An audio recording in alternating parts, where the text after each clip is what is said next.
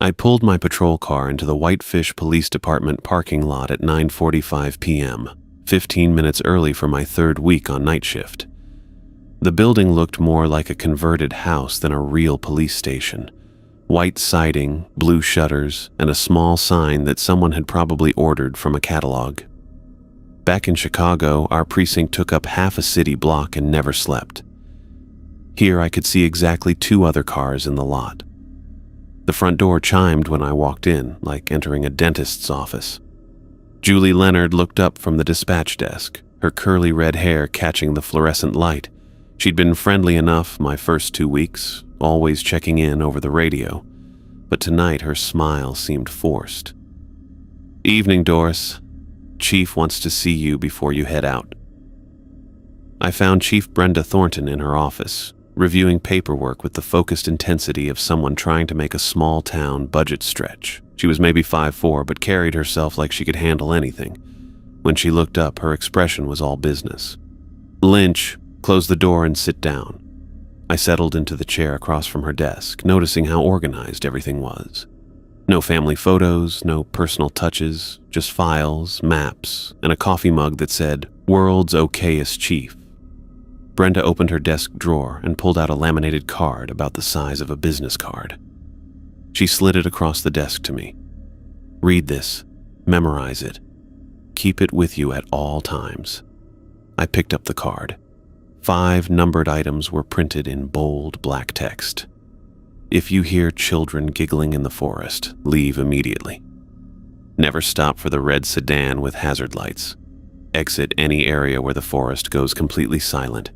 Drive through any bloody old man standing in the road.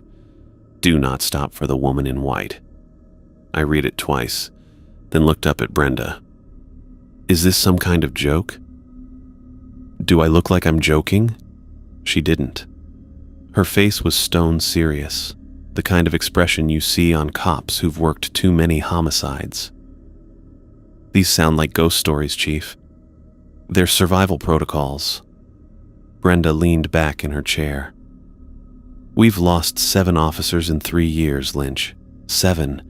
In a town of 12,000 people where the biggest crime used to be drunk teenagers toilet papering houses." I glanced at the card again. "Lost how?" "Each rule corresponds to a specific incident. Each incident cost us an officer." She pulled a thick folder from her desk. "Taylor James heard children laughing near mile marker 47. Found her the next morning with her face..."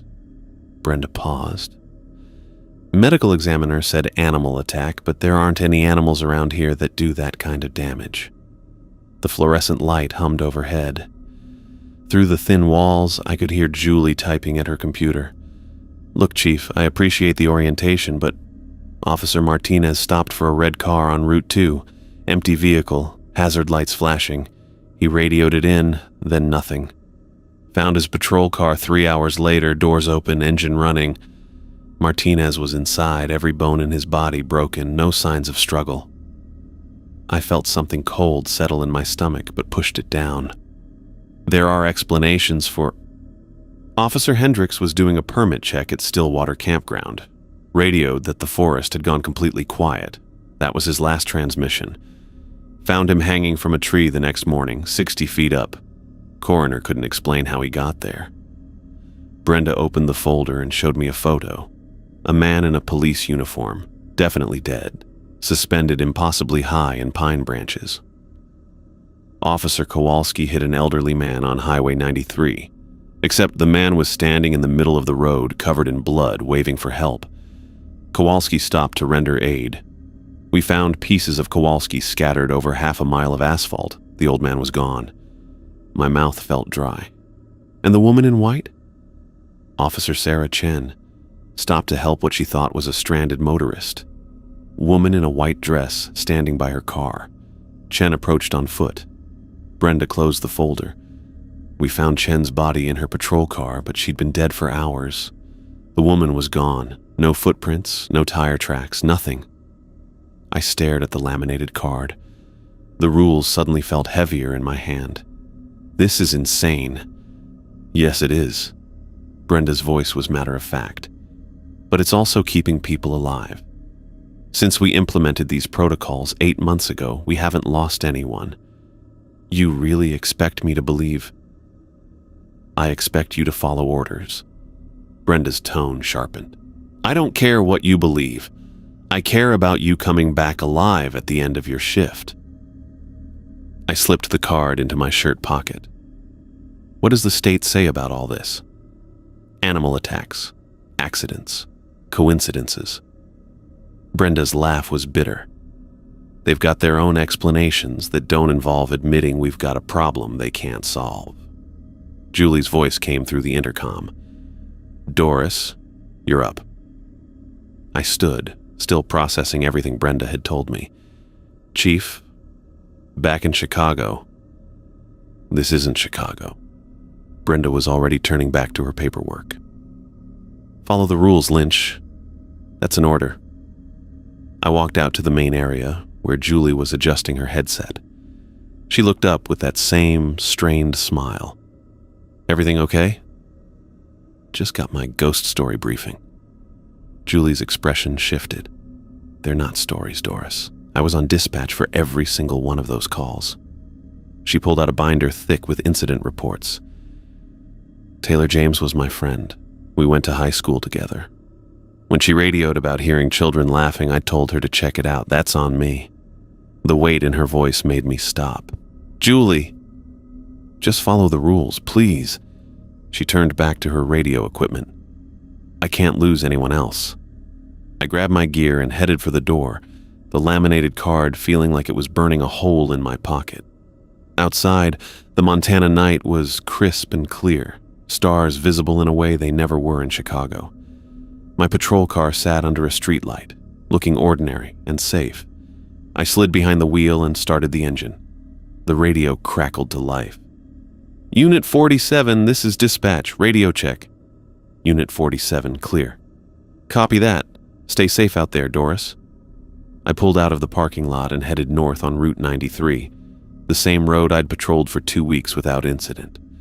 The forest pressed close to both sides of the highway, thick stands of pine and fir that disappeared into darkness beyond my headlights. At 10:15, I passed mile marker 45. Normal night, normal patrol. A few cars heading home from late shifts, one semi-hauling logs south toward Kalispell. I radioed in a position check and kept driving, mile marker 46. My headlights swept empty asphalt and guardrails. The forest was quiet, but that seemed normal. It was October in Montana, not exactly peak season for forest sounds.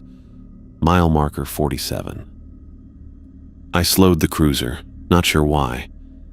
Something felt different here, though I couldn't put my finger on what.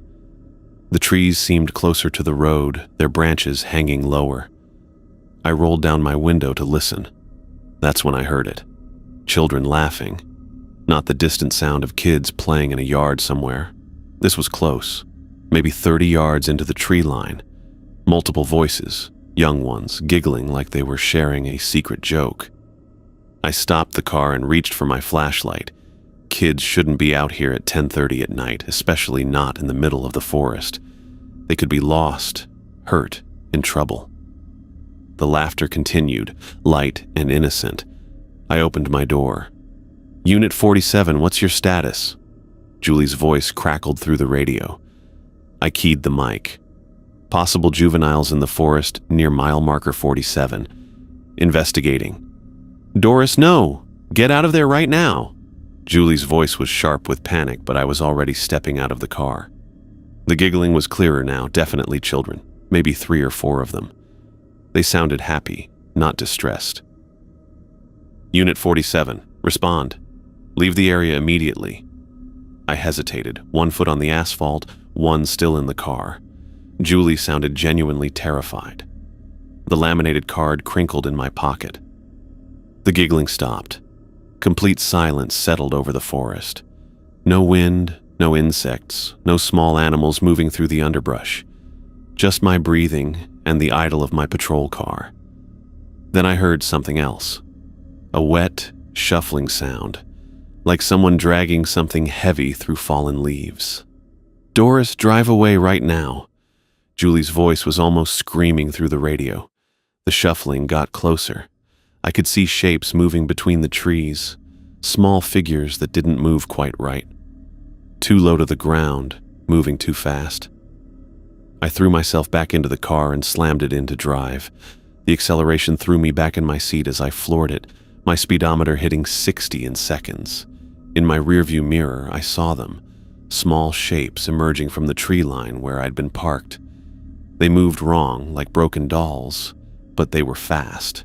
One of them almost reached the road before I got out of range. My hands were shaking on the steering wheel. I drove another mile before pulling over, my heart hammering in my chest. Unit 47, report status. Julie's voice was calmer now, but I could hear the relief. I'm okay. I left when you told me to. Thank God. Are you hurt? No, just shaken up. I looked in my mirror again. Empty road behind me. Julie, what the hell was that? A long pause. Then, that's where we found Taylor James 6 months ago. She radioed about children laughing, said she was going to investigate. We found her body the next morning. I pulled the laminated card out of my pocket and stared at rule number 1. If you hear children giggling in the forest, leave immediately. How did she die? Another pause. Her face was gone, Doris. Chewed off. Medical examiner said animal attack, but Julie's voice dropped to almost a whisper. There aren't any animals around here that leave bite marks like that. Too small. Like children's teeth. But there were hundreds of them. I sat in my patrol car on the side of Highway 93, staring at a piece of laminated paper that had just saved my life.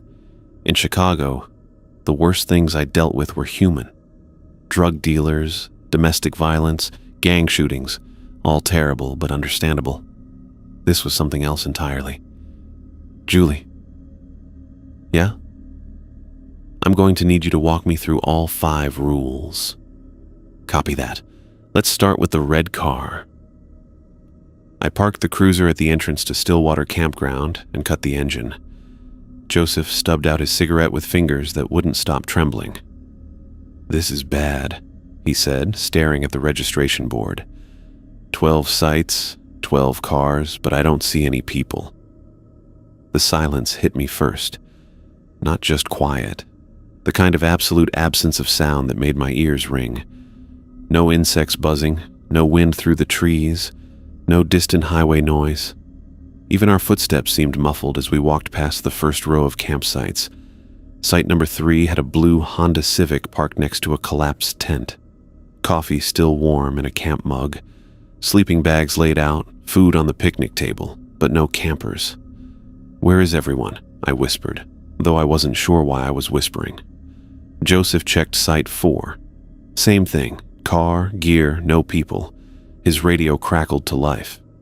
Unit 47, this is dispatch. What's your status at Stillwater?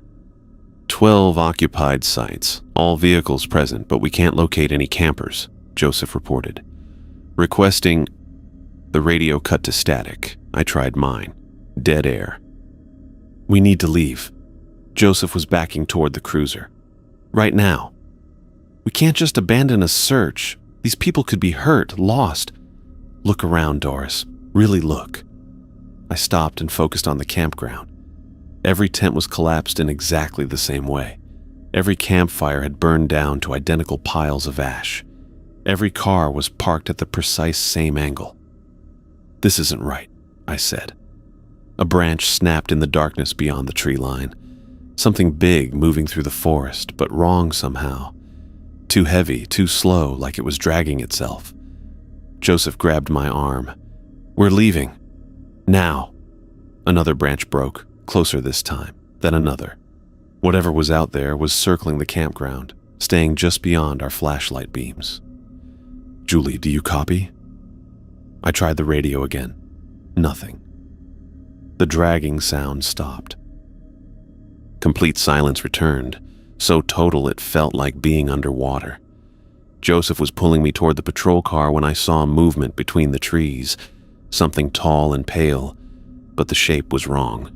Too thin, too long. Don't look at it, Joseph said. "Just get in the car." I fumbled with my keys, hands shaking. The engine turned over on the third try. As I threw it in reverse, my headlights swept across the tree line. There was nothing there. We backed out of the campground in silence. Joseph chain-smoked the entire drive back to town, checking his mirrors every few seconds. "What do you think happened to those people?" I asked. "Same thing that almost happened to us." He flicked his cigarette out the window. "If we'd stayed any longer, we would have joined them." At the station, Joseph headed straight for his locker and pulled out a pen and paper. His hands weren't shaking anymore. They were steady with the certainty of someone who'd made a final decision. He quickly wrote out his resignation letter. "I can't do this anymore, Doris. My wife gave me an ultimatum. The job or my family." "Joseph, wait. I've got kids, 2 teenagers who need their dad alive." He closed his locker for the last time. "I've been having dreams about Taylor. She keeps telling me something's coming for all of us, that the rules aren't enough anymore." Chief Thornton appeared in the doorway. "How'd it go at Stillwater?" 12 missing campers, I reported. Cars and gear all present, but no people. Lost radio contact while we were there." Brenda's face went pale. "You both came back?" "Barely," Joseph said. "Chief, I'm done. That letter's my official resignation." Brenda took the paper without reading it. "I understand. I'll process this in the morning." Joseph gathered his personal items and headed for the door. He paused, looking back at me. "Be careful out there, Doris, and don't trust anything that looks familiar." After he left, I sat in the break room trying to process what had happened. Julie brought me coffee and sat across from the table. "Stillwater's the worst one," she said quietly. "The forest silence thing. It's killed 7 people in 2 years.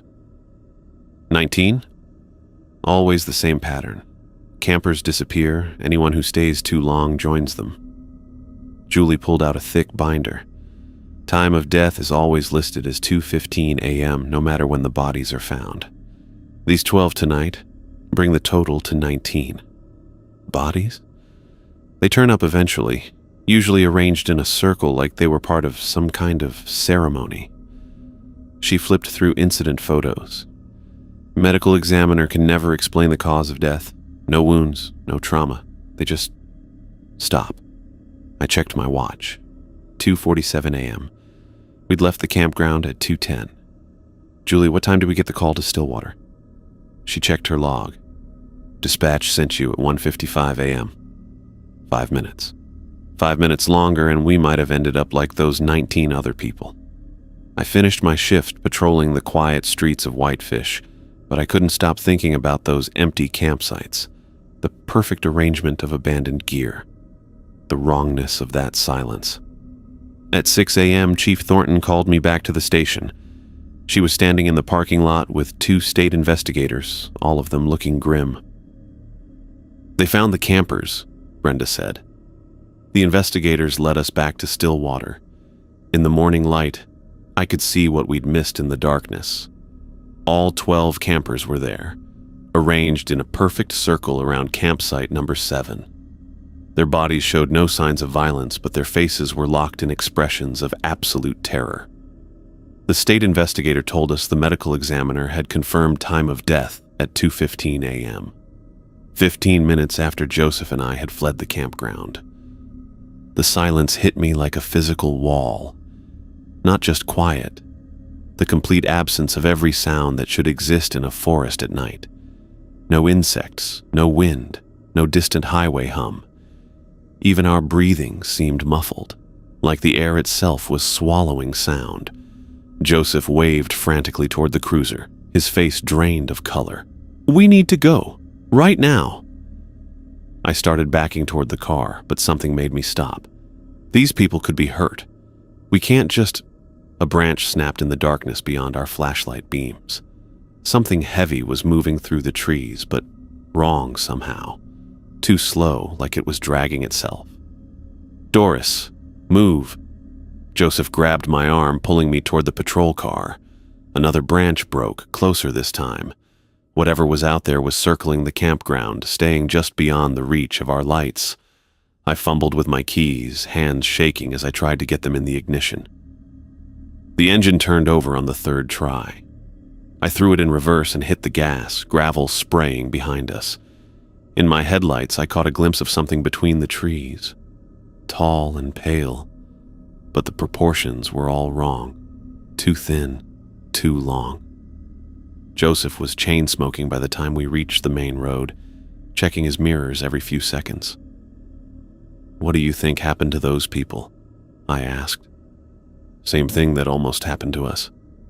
He flicked ash out the window. "If we'd stayed any longer, we would have joined them." Back at the station, Joseph headed straight for his locker. He pulled out a pen and paper, writing quickly with hands that had stopped shaking. The certainty of someone who'd made a final decision. "I can't do this anymore, Doris." He closed his locker for the last time. "My wife gave me an ultimatum. The job or my family." "Joseph, wait. I've got kids. 2 teenagers who need their dad alive." He folded the resignation letter and handed it to me. "I've been having dreams about Taylor. She keeps telling me something's coming for all of us." Chief Thornton appeared in the doorway. "How'd it go at Stillwater?" 12 missing campers, I reported. "Cars and gear all present, but no people. Lost radio contact while we were there." Brenda's face went pale. "You both came back?" "Barely," Joseph said. "Chief, that letter's my official resignation." She took the paper without reading it. "I understand. I'll process this in the morning." Joseph gathered his personal items and headed for the door. He paused, looking back at me. "Be careful out there, Doris, and don't trust anything that looks familiar." After he left, I sat in the break room, trying to process what had happened. Julie brought me coffee and sat across from me. "Stillwater's the worst one," she said quietly. "The forest silence thing. It's killed 7 people over 2 years. 19? Always the same pattern. Campers disappear. Anyone who stays too long joins them." She pulled out a thick binder. "Time of death is always listed as 2:15 a.m., no matter when the bodies are found." I checked my watch. 2:47 a.m. We'd left the campground at 2:10. "Julie, what time did we get the call to Stillwater?" She checked her log. "Dispatch sent you at 1:55 a.m. 5 minutes, 5 minutes longer, and we might have ended up like those 19 other people." The next morning, Chief Thornton called me in early. She was standing in the parking lot with 2 state investigators, all of them looking grim. "They found the campers," Brenda said. The investigators led us back to Stillwater. In the morning light, I could see what we'd missed in the darkness. All 12 campers were there, arranged in a perfect circle around campsite number 7. But they weren't sleeping. The bodies showed no signs of violence or trauma, but their faces were locked in expressions of absolute terror. Whatever had killed them left no marks, no wounds. They had simply stopped living. The medical examiner was already photographing the scene, his face green behind his mask. "Time of death?" Brenda asked. 2:15 a.m., he replied. "All of them. Somehow they all died at exactly the same moment." 15 minutes after Joseph and I had fled the campground, Julie grabbed me in the hallway when I got back to the station. "You okay?" "I don't know." I slumped against the wall. "Those people were alive when we got there, weren't they?" "You did everything right," she said quietly. "Following protocol saved your lives. If you'd stayed even 5 minutes longer." She didn't need to finish the sentence. That evening, I patrolled alone. Joseph's resignation had been processed, leaving me as the only officer on night shift. The radio felt heavier in my hand, knowing Julie was the only voice connecting me to safety. At 11:47 p.m., I was heading south on Highway 2 when I saw him. An elderly man walking down the center line, his white shirt soaked with blood. He was waving his arms desperately, trying to flag me down. I stopped 30 feet away, engine idling. The man dropped to his knees in my headlights, hands pressed together like he was praying. His mouth was moving, but I couldn't hear what he was saying through the windshield. My hands trembled on the steering wheel. Rule number 4 flashed through my mind. Drive through any bloody old man standing in the road, but he looked so helpless, so human. The old man crawled closer, leaving a trail of blood on the asphalt. His eyes were wide with terror, mouth forming words I couldn't understand. "Help me, please." I put the car in drive. The man's cries turned to screams as I hit the gas toward him. At the last second, his face transformed. His mouth opened impossibly wide, revealing rows of needle-sharp teeth. His eyes went completely black. The impact felt like hitting water. The figure melted into black liquid that splashed against my windshield, then disappeared before the wipers could clear it away. I pulled over a mile down the road and threw up beside my cruiser. Julie's voice crackled through the radio, trying to calm me down while I gasped for air. "You did the right thing," she said. "3 officers died before we figured out what that thing really was, each one found with their hearts ripped out through their mouths." I stared at my windshield, now completely clean. No blood, no evidence that anything had happened. Just me and the empty highway and the growing certainty that I was in way over my head. I pulled over a mile down the road and barely made it out of the car before throwing up beside my cruiser. My hands wouldn't stop shaking as I gripped the door frame, bile burning my throat. Julie's voice crackled through the radio. "Doris, talk to me. Are you okay?" I grabbed the radio with trembling fingers. "I'm here. What the hell was that thing?" "You did the right thing. 3 officers died before we figured out what that thing really was." Julie's voice was steady, professional, but I could hear the exhaustion underneath. Each one found with their hearts ripped out through their mouths. I stared at my windshield, completely clean now, like nothing had happened. How is that even possible? We stopped asking how a long time ago. The important thing is you followed the rules and came home alive. Back at the station, I found Chief Thornton in the basement archives, surrounded by boxes of incident reports that looked like they went back decades. She was sitting on the concrete floor, reading through files by the light of a single bare bulb. "Can't sleep either?" she asked without looking up. "Not after tonight." I sat down across from her, noticing how the boxes were organized by year. Some went back to the 1980s. "How long has this been going on?" Brenda closed the file she was reading and rubbed her eyes. "Things started getting bad in 1983. Mining company called Apex Industries got permits to expand the old Stillwater mine. The Blackfeet Nation filed injunctions, said they were disturbing sacred burial grounds. Company ignored them." She pulled out a yellowed newspaper clipping. The headline read, "Mysterious Deaths Plague Mining Operation." The article was dated October 1983. 12 miners dead in 3 months. Company blamed equipment failures, cave-ins, gas leaks, but the Blackfeet knew better. Brenda spread out a topographical map marked with red X's. "Every death we've had in the last 3 years falls within this circle around the old mine." I studied the map. The red marks formed a rough ring, maybe 10 miles across, with the abandoned Stillwater mine right in the center. The forest silence thing, it's killed 7 officers over the years. Samuel Crow, Feather's grandfather, was one of the last traditional medicine men. He knew how to deal with these things. And the state government? Brenda's laugh was bitter. Animal attacks, equipment failures, accidents. They've got explanations for everything that don't involve admitting we've got a problem they can't solve. She gestured at the boxes around us. 40 years of incident reports, and they still won't acknowledge what's happening. Why don't you go public? Media, federal investigators. With what proof? Bodies that show impossible injuries? Witness statements about ghost children and bleeding old men?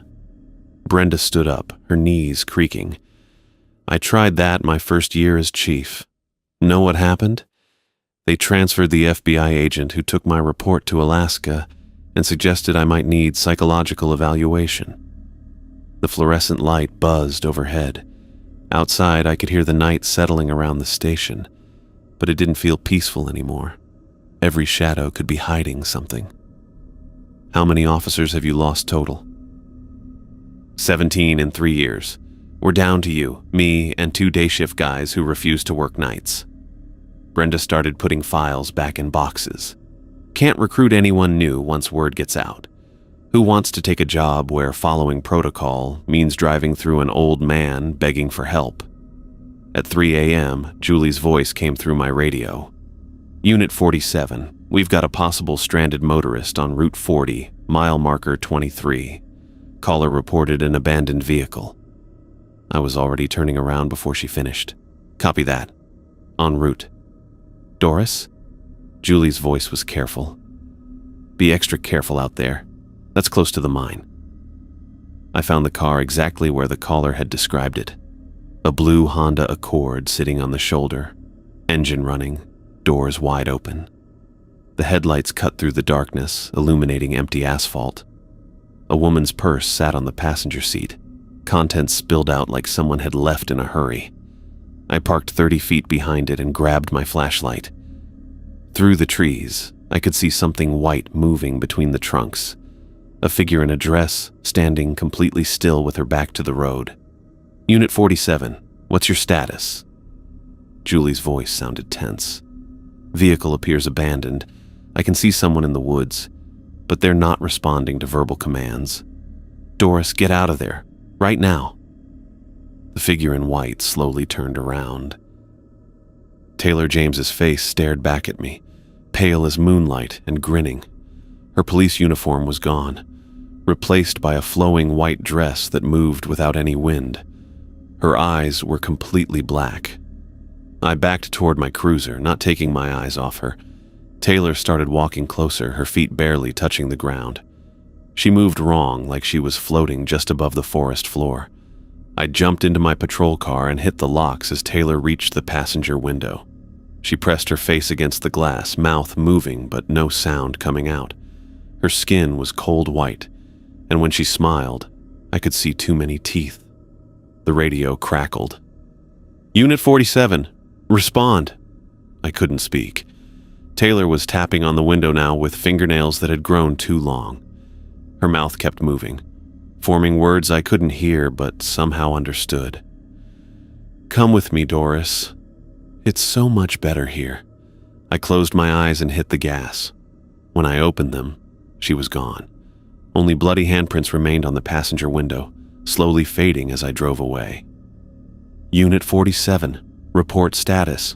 I'm okay, I managed. The woman in white, it was Taylor. A long pause, then Julie's voice, very quiet. Copy that, come back to the station, we need to talk. I floored the gas pedal, my patrol car fishtailing on gravel as I raced back toward the station. Taylor's bloody handprints were still fading from my passenger window, and I couldn't stop checking my mirrors for white figures that might be following me. The station parking lot was chaos when I arrived. Joseph's pickup truck sat under the streetlight, tailgate down, boxes scattered around it like he was moving in a hurry, but he'd already quit. A hastily scrawled note was tucked under my windshield wiper. Taylor visited me. Had to warn you. J. I barely got out of my cruiser before he grabbed my shoulders, his face wild with exhaustion and fear. She came to me too, he said. Taylor. She was standing in my bedroom, wearing that white dress, telling me I needed to come back to work, said you'd be in danger tonight and I had to help. Joseph, what are you? It's not just Taylor. He pulled a manila folder from one of his boxes, newspaper clippings spilling out. I've been researching all night. Every officer we've lost, they're all coming back as the woman in white. Different faces, same entity. I stared at the yellowed newspaper articles. Headlines from the 1890s, the 1920s, the 1950s. Woman in white spotted near Stillwater Mine. Mysterious lady leads travelers astray. Local woman reports ghostly encounter. Her name was Margaret White. Joseph said, his voice shaking. Murdered near the mine in 1892. Body never found.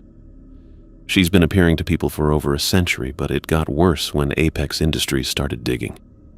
My radio crackled to life, Julie's voice, high with panic. All units, we have multiple incidents in progress. Repeat, all 5 protocols are active simultaneously around the station. I spun around, scanning the parking lot. There, under the far streetlight, sat a red sedan with its hazard lights flashing. The engine was running, but no one was inside. Joseph, do you see? Children's laughter echoed from above us. Not from the forest this time, but from the station roof. Multiple voices, young and gleeful, like they were playing a game. We need to get inside, Joseph said. But then we both saw him. The bloody old man stood by the front door of the station, his white shirt soaked red, waving frantically for help. His mouth was moving, forming words we couldn't hear. The forest, I whispered. Joseph nodded. The night had gone completely silent. No insects, no wind, no distant highway noise. Even our breathing seemed muffled. Through the station windows, I could see movement. White figures passing from window to window, each one wearing a different face. Officers I'd never met, but somehow knew were dead. Julie? I tried my radio. Julie, respond. Static. The front door of the station opened, and Chief Brenda Thornton stepped out carrying a wooden crate that looked like it belonged in a museum. Behind her, Julie clutched a radio and a thick folder. About time you two got here, Brenda said. Like finding us surrounded by supernatural entities was just another Tuesday night. We're leaving, now. Chief, what's in the box? Joseph asked. Dynamite, from the original mining operation. She walked past the bloody old man like he wasn't there. He reached for her, but his hands passed right through her body. 40-year-old TNT, but it should still work. The giggling from the roof got louder. Through the corner of my eye, I could see small shapes moving along the edge, too fast and too wrong to be children. Where are we going? I asked. To end this. Brenda popped the tailgate of her truck and loaded the crate. I've been in contact with Samuel Crow Feather from the Blackfeet Nation. His grandfather helped contain this thing once before. Julie climbed into the passenger seat, her face pale. The mine company's old records were in the basement. They broke through into something that wasn't supposed to exist. A cavern filled with cave paintings showing these exact creatures.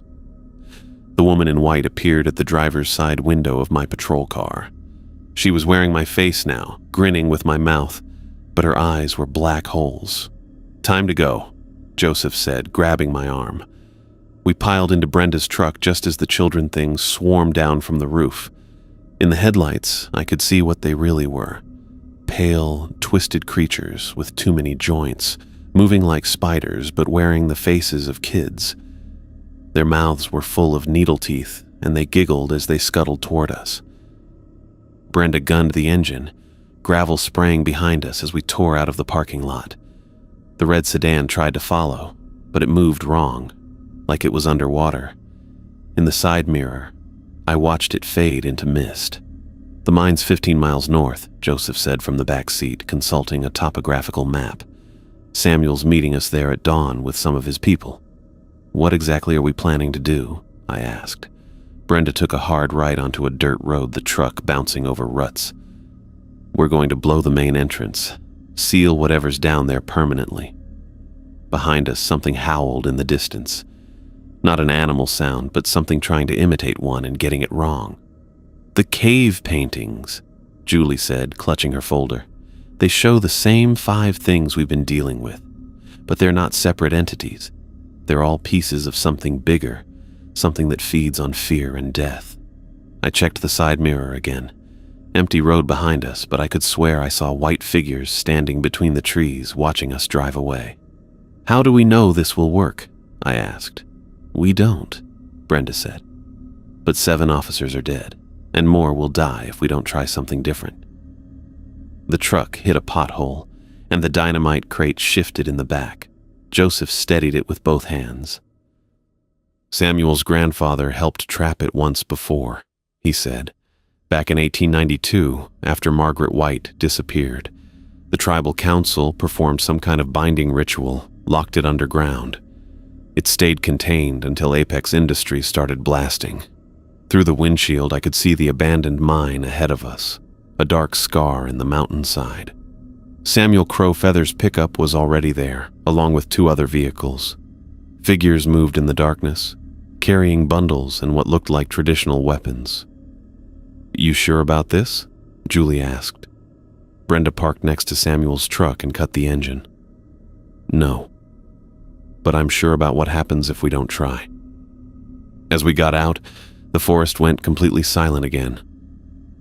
The woman in white stood at the mine entrance, wearing Taylor's face now, beckoning us forward with a smile that showed too many teeth.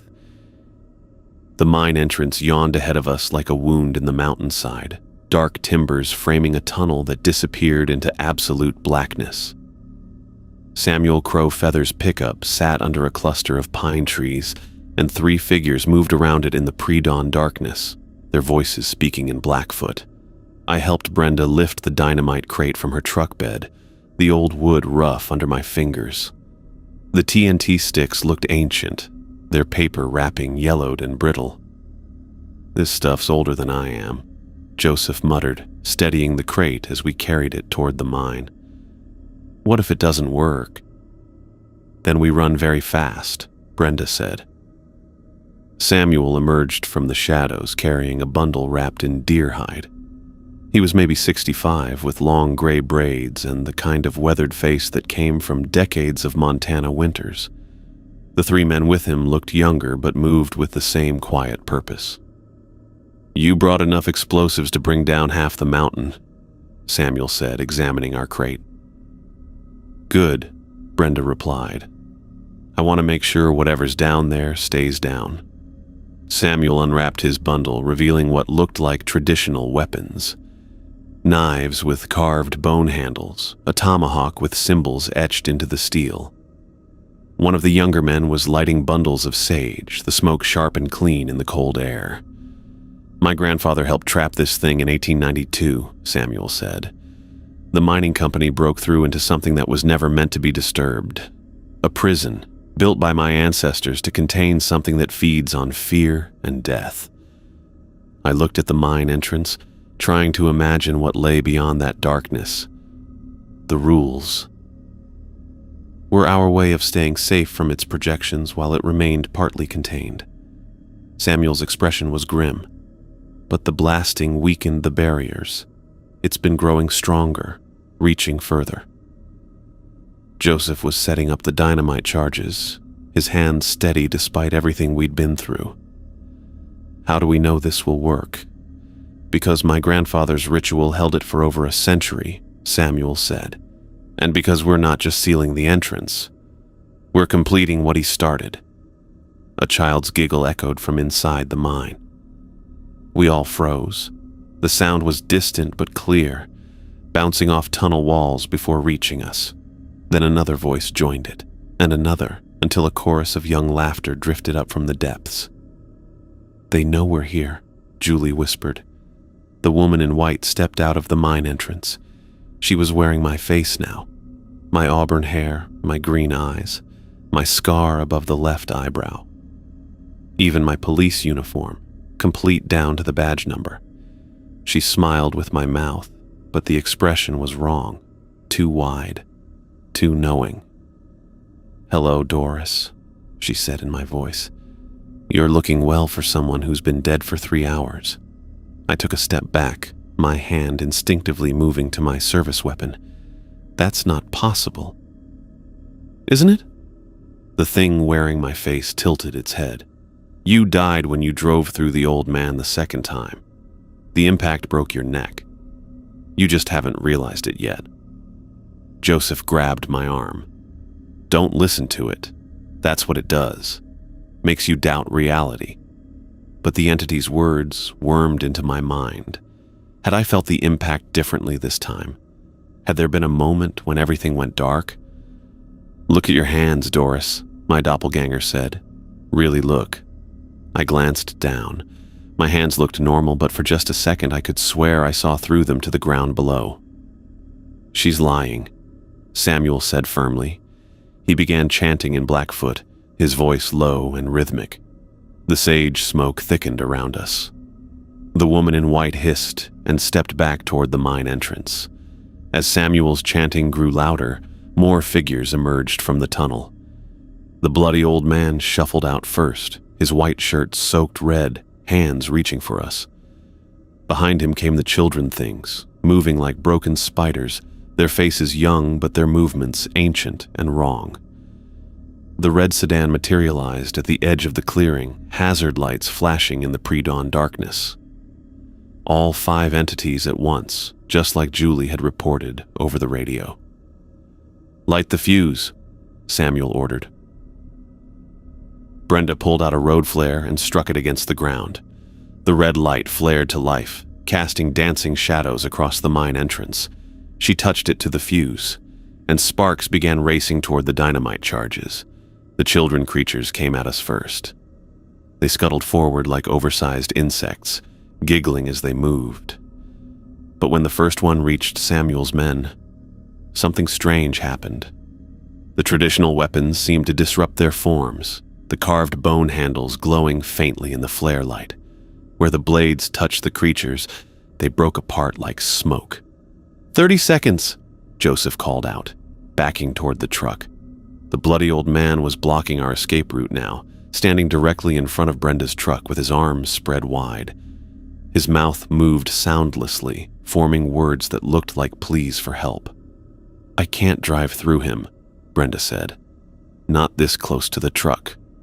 "You have to," I said, remembering the impact that had felt like hitting water. "He's not really there." The woman in white was laughing now, the sound coming from my own throat but twisted into something horrible. "You can't escape what you already are, Doris. You're one of us now." The fuse burned closer to the charges. 20 seconds. Samuel's chanting reached a crescendo, and the sage smoke began swirling in patterns that defied the wind. The entities wavered, their forms becoming less solid. "Now!" Samuel shouted. Brenda gunned the engine straight at the bloody old man.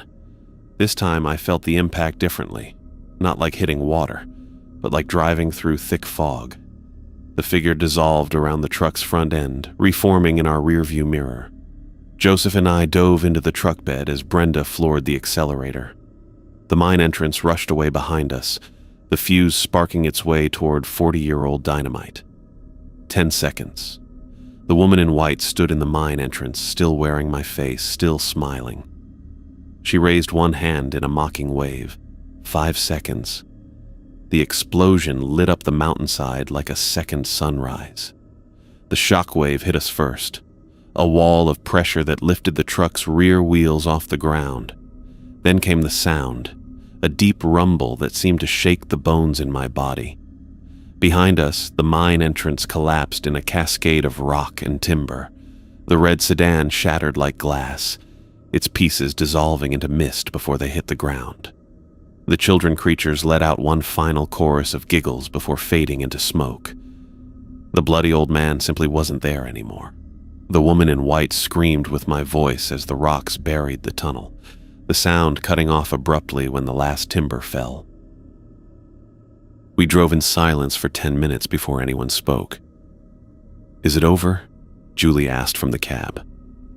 Samuel looked back at the mountain, now marked by a fresh scar where the mine entrance used to be. "For now, my grandfather's ritual is complete." 3 weeks later, I sat in a conference room in Helena with 2 FBI agents who'd finally shown up after Brenda contacted them with evidence. The manila folders on the table contained 40 years of incident reports, photographs, and witness statements that painted a picture no rational person should believe. Agent Martinez flipped through crime scene photos while Agent Chen took notes. They'd been polite but skeptical until Brenda produced the recordings Julie had made of our radio traffic. "The audio evidence is compelling," Agent Martinez admitted, "but without physical proof. The mine's been sealed with concrete and blessed by the tribal council," Brenda said. The incident stopped completely after that. Agent Chen looked up from her notes. You're telling us that 5 law enforcement officers died because a mining company disturbed a supernatural prison? I'm telling you that 17 people are dead. The deaths stopped when we sealed the mine, and I don't care what you call it as long as it stays buried, Brenda replied. In the end, they classified it as a series of unexplained deaths possibly related to environmental factors from the old mining operation. The mine was permanently sealed, the area was declared off-limits, and the case was quietly filed away. Joseph went back to day shift patrol, where the worst things he dealt with were traffic violations and domestic disputes. Julie transferred to the Kalispell Police Department, saying she needed to work somewhere that didn't require keeping track of supernatural protocols. Brenda retired early, citing health concerns. Her replacement was a young chief from Billings, who read through the incident reports with obvious disbelief and promptly filed them in the basement archives. I stayed on night patrol.